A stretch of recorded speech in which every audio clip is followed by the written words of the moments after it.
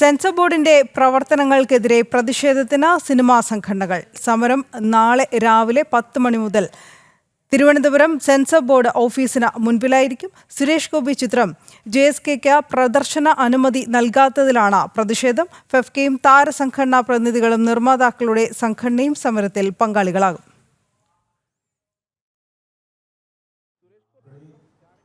State of കേരളയുടെ പേര് മാറ്റണമെന്നാണ് censor board നിലപാട്. ഇതിനെതിരെയാണ് തുറന്ന സമരത്തിന് സിനിമാ ലോകം ഒന്നിക്കുന്നത്.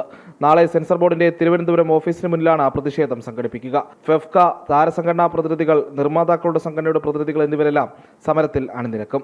അസാധാരണ സെൻസർഷിപ്പ് എന്നാരോപിച്ചാണ് സിനിമാ സംഘടനകളുടെ ഒരുമിച്ചുള്ള പ്രതിഷേധം.